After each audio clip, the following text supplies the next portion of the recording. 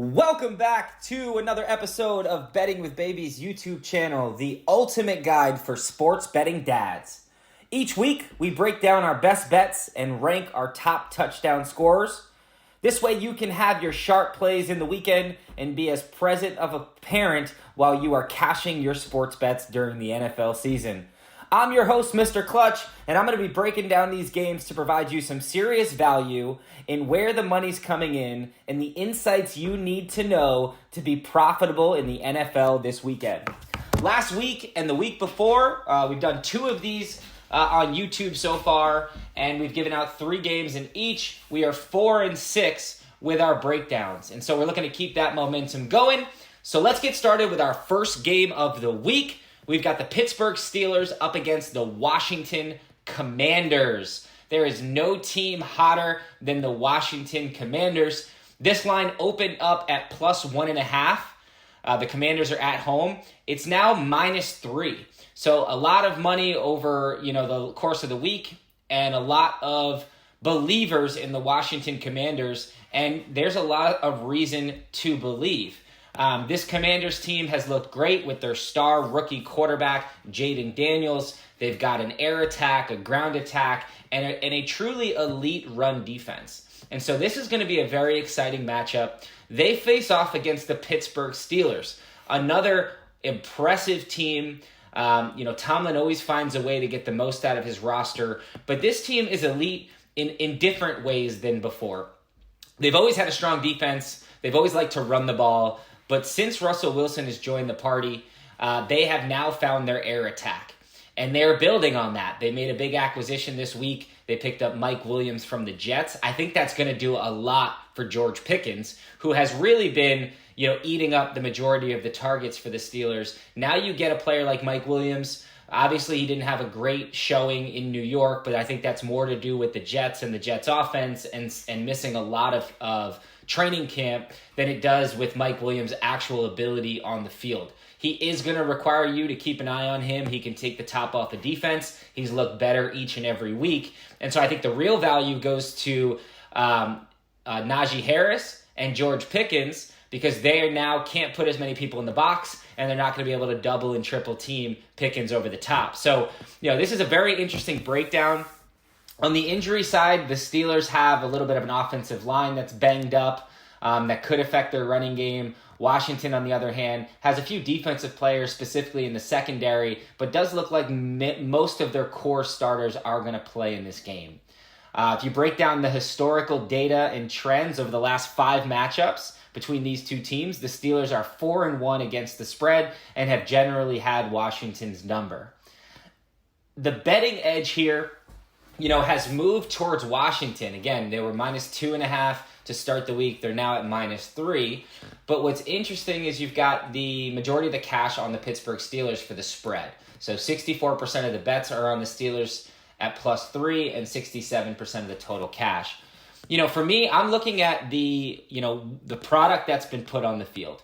For the Commanders and the Steelers, they've been very tough teams, but the Steelers are a team that travels really well, and they match up very nicely against the Commanders. I think Tomlin's record against rookie quarterbacks is something you cannot ignore. He knows how to disrupt the best of the best. Even the best rookie quarterbacks, have had their challenges with Mike Tomlin defense. And so I do expect the Steelers here to get the most out of their defense. And so, if you're going to give me +3 with the Pittsburgh Steelers and a team that's mainly healthy going into the Commanders, I really just, that's a line I'm not going to pass up on. So give me the Pittsburgh Steelers at +3. That's a single unit bet for us, and I'm taking a half unit and I'm sprinkling it on the money line. I like Pittsburgh to get a win in Washington this weekend. All right, let's head right into Game 2. Game 2, we've got my New York Jets going up against the Arizona Cardinals. Now, we typically like to stay away from analyzing the Jets games. I can be a bit biased, so we did leverage the data here and less emotion to see who's matched up and primed to win this game. Now, it's really interesting to talk about how the line movement has happened over the course of this week. So as the line opened up, you see the Arizona Cardinals were favorite by 3. And then the line has slowly moved to even, and then now the Jets are favored by -1.5, which means the money has been coming in on the Jets. It's not overwhelming. There is a majority of the money significant on the money line, but as far as the spread, you've got 53% of the bets on Jets -1.5 and 55% of the total cash. Now, the Cardinals are a tough team to scheme against, right? You've got Murray, who can run it any which way. He can throw it from all different angles. He's gotten his weapons activated, not just their star rookie in Harrison, but also in Wilson and in their tight end. They've got a lot of options, right? But what brings the Jets defense and what ranks them so high is their secondary. And a lot of people are going to poke holes in that. They're going to say, well, I mean, teams have been able to move the ball pretty easily on them. Yeah, but that's been mainly done in the run game. And in games where they've done it on the air, that has been games where the Jets have been missing their star cornerbacks. So DJ Reed has missed at least a handful of games. And more importantly, Michael Carter has been out. And you can see the impact of Michael Carter in what we did in Houston last week.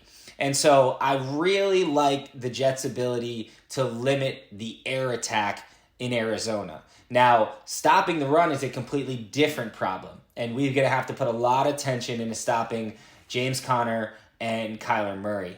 But what I like about the Jets is their ability to score the ball, right? So since Davante Adams has joined the team, nobody's gotten more targets than Wilson.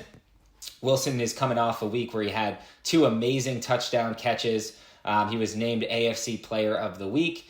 And so I expect them to continue to build on that momentum. Davante Adams got his first touchdown as a Jet. I think that is great momentum as well that he's going to carry and build on. And then you've got Breece Hall and you've got Allen, the running backs. And I think they find a way to incorporate them a little bit more in this game.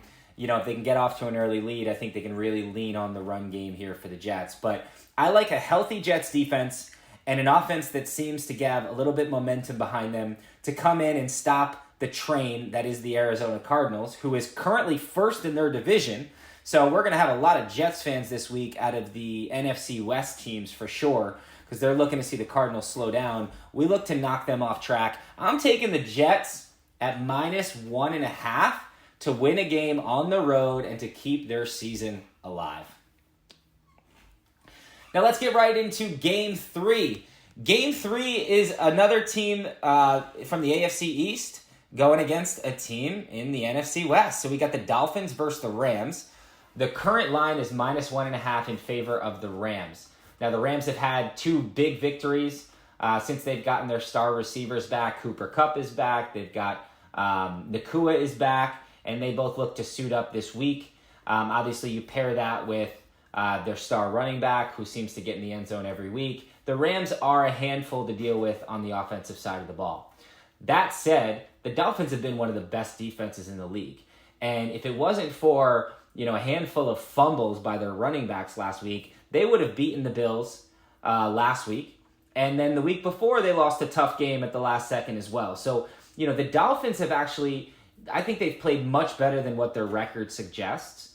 They're getting healthy now. And so I think teams need to be on a lookout. I mean, they might have dug themselves a big enough hole where they might not be able to get to the playoffs, but they can absolutely play spoiler to a lot of teams in the back half of the year. And I think this is just a really difficult spot for the Rams, right? The Rams coming off an overtime game in Seattle where they needed a bad coaching decision to have a chance, and they did go out and win that game. So you get that momentum, but the way that this Dolphins defense can blitz the ball, it's going to put pressure on Stafford. You've got some really great cornerbacks that are going to be able to at least stay or limit how much their receivers can do on the outside. And then it comes down to, can the Dolphins move the ball? And I think that's where they win this matchup and advantage, right? With Tua back, the timing looks a lot better. He only had 4 incompletions last week, and they lost the game. It's kind of incredible.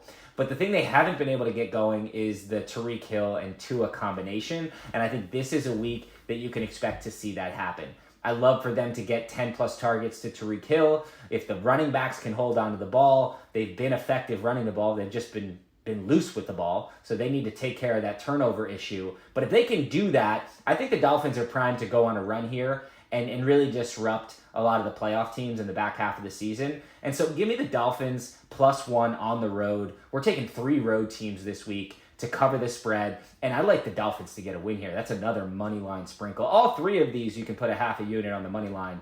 But as far as our official plays, let's do a quick recap. We've got the Pittsburgh Steelers at +3 for our first game. We got the New York Jets at -1.5 for game 2. And then we're taking the Miami Dolphins +1 for game 3.